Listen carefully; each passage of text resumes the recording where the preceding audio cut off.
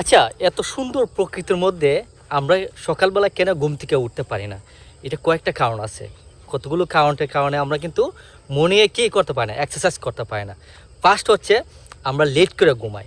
আমরা যখন বাসা থেকে খাওয়া দাওয়া করতে করতে যখন আমরা মোবাইল ইউজিং করি, যেমন ফেসবুক 1 ঘন্টা, ইউটিউব, তারপর ভিন্ন ধরনের আমরা কি করি, আমরা সময়টাকে লস করি। তো যখন দেখা যাচ্ছে আমরা ঘুমাতে ঘুমাতে 1টা থেকে 2টা বাজে যায়। যখন আপনার লাইফে 1টা থেকে 2টা বেজে যাবে রাত্রেবেলা, তখন কিন্তু আপনার কখনো মর্নিং উঠতে পারবে সে না, ওঠা যাবে না, কখনো উঠা যাবে না। তো এই জন্য আমাদের স্বাস্থ্যের জন্য আমাদের কি হচ্ছে, এফেক্ট হচ্ছে।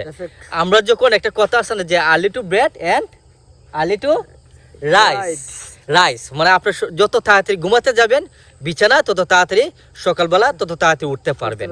তো আপনি যখন সকালবেলা ঘুরতে আসবেন বা ঘুম থেকে 5টার দিকে বা 6টার দিকে উঠবেন, উঠার পর যখন এই একটা সুন্দর পরিবেশে যখন একটা ক্যাচ লাগাইলেন বা আপনার শীতের একটা পোশাক লাগাইলেন, তখন একটা রানিং দেওয়ার জন্য, একটা ফিটনেস, একটা এক্সারসাইজ করার জন্য এই সুন্দর রাস্তা দিয়ে যখন আপনারা যাইবেন, হাঁটবেন, দেখবেন আপনার ডায়াবেটিসকে কি বলা হয়, জাতীয় রোগ বলা হয় না? বর্তমানে ডায়াবেটিসকে কি বলা হয়, জাতীয় রোগ। এটা কিসের জন্য হয় ডায়াবেটিসটা? আমাদের অলসতার কারণে। আমরা যখন মানে হাঁটতে পারি না, আমরা কি করি, এখান থেকে 1 কিলোমিটার বা আধা কিলোমিটার বা 200 মিটার বা 300 মিটার আমরা কি ইউজ করি, মানে গাড়ি ইউজ করি, আরাম খুঁজি, মানে হাঁটতে চায় না। তখন দেখা যাচ্ছে আমাদের পেটের বুড়ি টুড়ি কি হয়ে যায়, বেড়ে যায়।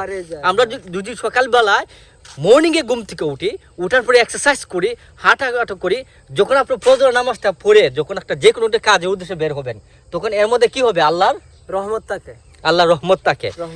এই জিনিসটা কিন্তু আমাদের অবলম্বন করতে হবে। আমরা আসলে খুবই অলস, আমরা রাত্রেবেলা লেট করে ঘুমাইতে যাই, আর সকালবেলা দেখা যাচ্ছে আমাদের 10টা, 9টা, 11টা বাজে।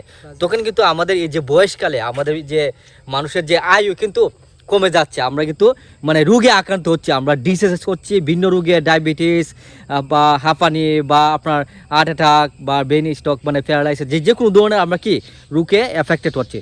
তো এই জন্য আমি সবার উদ্দেশ্যে একটা কথা বলতে চাচ্ছি যে আপনারা বেশি বেশি করে হাঁটবেন, সকালবেলা মর্নিং এক্সারসাইজ করবেন, দেখবেন আপনি নিজে সুস্থ থাকবেন, অন্যকে সুস্থ থাকা কি করবেন, ইন্সপিরেশন করবেন, মানে উৎসাহ দান করবেন।